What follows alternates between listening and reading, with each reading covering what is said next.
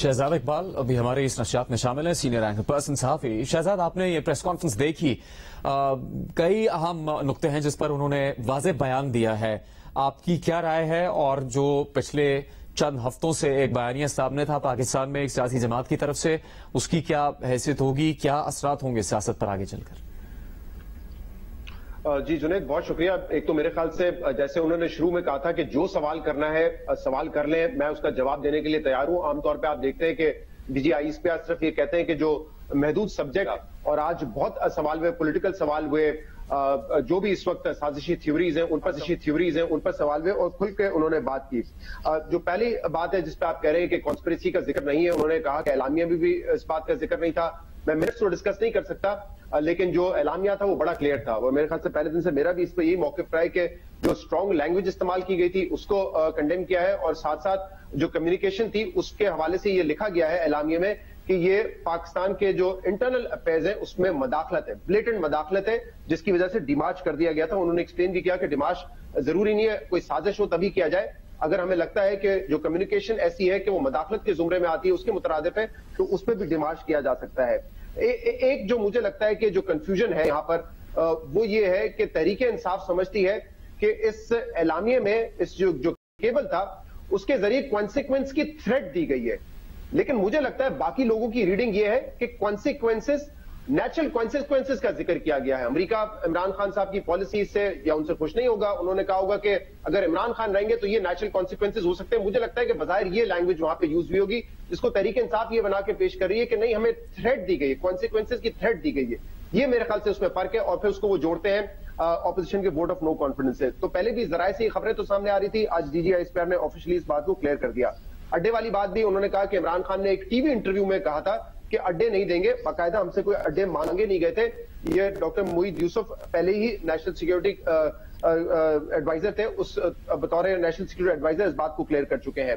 और ये वाली बात, जो तीसरी बात है, वो भी क्लियर हो गई कि जब प्राइम मिनिस्टर ऑफिस से कॉल गया और चीफ ऑफ आर्मी स्टाफ की मदद मांगी गई, तो फिर जो है चीफ ऑफ आर्मी स्टाफ और डीजीआई से आए और वहां पे 3 ऑप्शन डिस्कस हुए। ना इमरान खान ने दिए ना फौज ने दिए, वो कह रहे 3 ऑप्शन वहां पे डिस्कस हुए, जिसमें जो आखिरी ऑप्शन था वो ये था कि अगर वोट ऑफ नो कॉन्फिडेंस वापस हो जाता है तो मैं अर्ली इलेक्शंस करवा दूंगा।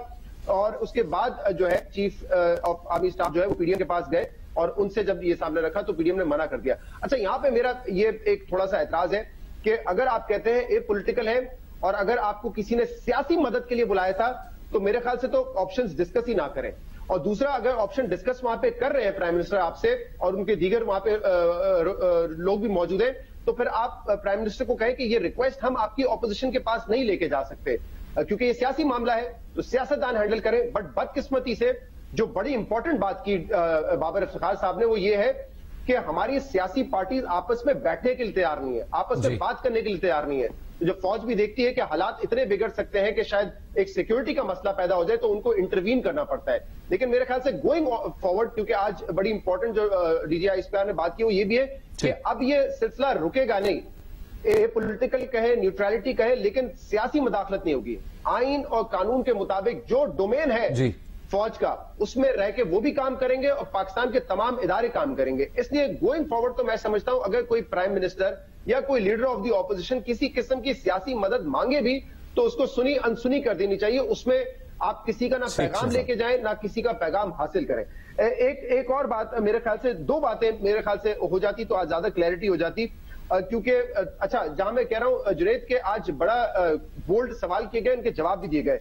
खाली इस साजिश का जिक्र नहीं हुआ, ये भी कहा गया कि इससे पहले जो पीडीएम है वो इल्जामात लगाती रही है। नवाज शरीफ के हवाले से कहा कि गुजरांवाला जलसे में उन्होंने चीफ का नाम लिया, उस वक्त डीजीआईएसआई का नाम लिया, क्वेटा में जो आपके कोर कमांडर थे उनका नाम लिया, उनको कॉल आउट करके कहा गया, बातें की गई कि वो मदाखलत करते थे। तो उस पर भी उन्होंने कहा देखिए फौज खुद तो इकदाम नहीं उठा सकती है, लेकिन फौज को चाहिए, लेकिन हुकूमत को चाहिए, हुकूमती इदारों को चाहिए कि इस किस्म की जो मुहिम हो रही होती है, जो बातें हो रही होती है, वो रोके। एक सवाल ये भी किया गया कि नवाज शरीफ ने 14 मरतबा जनरल बाजवा का नाम लेकर बात की थी, तो क्या कोई 28 मरतबा नाम लेगा फिर आप रिस्पॉन्ड करेंगे? तो उसमें भी उन्होंने यही जवाब दिया कि फौज डायरेक्टली इंटरवीन नहीं कर सकती अगर कोई सियासी पार्टी या सियासतदान नाम ले रहा है, हुकूमती इदारे मौजूद है, वो एविडेंस मांगे कि क्या एविडेंस है। तो मेरे ख्याल से उन्होंने इशारतन तो ये बात की, स्पेसिफिकली नहीं ये सवाल हुआ किसी से कि क्या हुकूमत को, पीटीआई की हुकूमत को लाने में भी इसी सेटअप का रोल था, क्या यही लाए? डायरेक्टली नहीं बट इनडायरेक्टली ये सवाल हुआ है। उन्होंने कहा इसकी भी अगर कोई एविडेंसेस है आपके सामने तो वो भी पेश किए जाए।